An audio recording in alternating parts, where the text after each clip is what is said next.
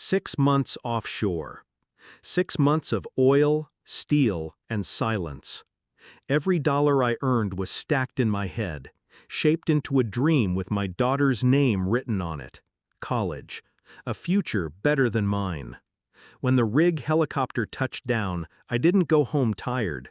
I went home proud. I carried the surprise like a weapon ready to pierce the monotony of her life. But when I opened the door, the house was hollow. My daughter wasn't there. My wife smiled like it was nothing. A cruel tilt of her mouth. She dropped out. She's with her boyfriend now. The words hit harder than any storm offshore. Then she twisted the blade. "Your money's gone, by the way." She laughed when she said it. The sound followed me as I walked out of that house. I didn't slam the door, I didn't shout. I carried the silence with me, a silence that meant something had ended. I found my daughter 2 nights later, a diner shift, grease stains on her sleeves, a smile too tired for someone her age. She froze when she saw me. Not the welcome I imagined, not the tears of joy I had pictured while counting every dollar on the rig. Her voice was careful. "Mom said you didn't care about me, only the money." I felt the weight of every hour I had spent breaking my back against machinery. Every sunrise I had swallowed offshore while she believed I had abandoned her. She was paying rent for her mother's new apartment. 2 jobs, barely eating. She had been told her father was nothing but a wallet, and a closed one at that. I didn't argue. I didn't defend myself. The truth wasn't in words. The truth was buried in stolen accounts, forged signatures, manipulations whispered in her ear until she believed them.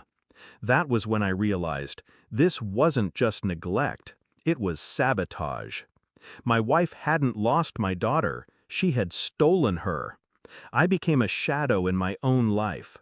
I followed the money first. Bank records revealed withdrawals I never made. Transfers disguised under fake expenses. She had emptied the account before I touched land. Then the lies. Phone logs between her and the boyfriend my daughter now lived with. Messages laced with contempt. My name used like a curse. Neighbors filled the gaps. A parade of nights where my wife's laughter bled through walls while my daughter wept in her room. Times she asked for me and was told I had forgotten her. Each fact didn't make me angrier. It made me colder. I had carried heavy machinery in storms. I had worked through broken fingers. None of it compared to this quiet dismantling of my family, piece by piece, while I labored for them thousands of miles away.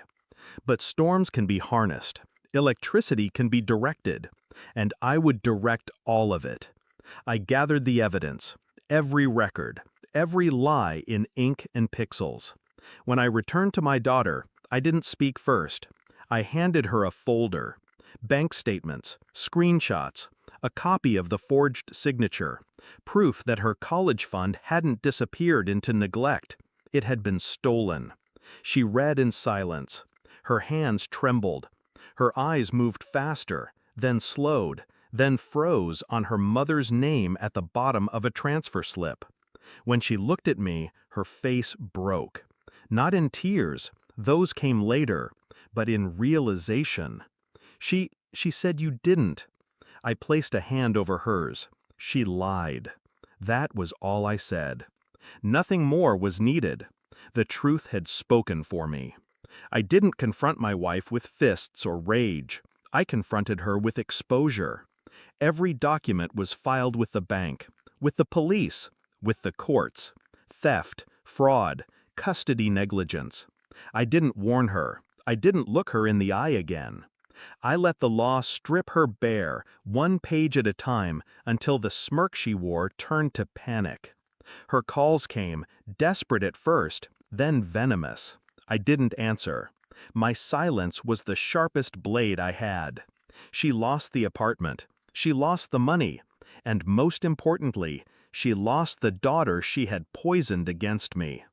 I don't believe in redemption, not for betrayal this deliberate. My daughter lives with me now. The scars remain. She studies at night, works part-time during the day. I help where I can, quietly, without promises, just presence. She no longer asks if I care. She knows. As for my wife, she lingers in the background, a ghost of choices that destroyed themselves. I don't hate her anymore. Hatred still ties you to the person who wronged you. I feel nothing, and nothing is heavier than hate.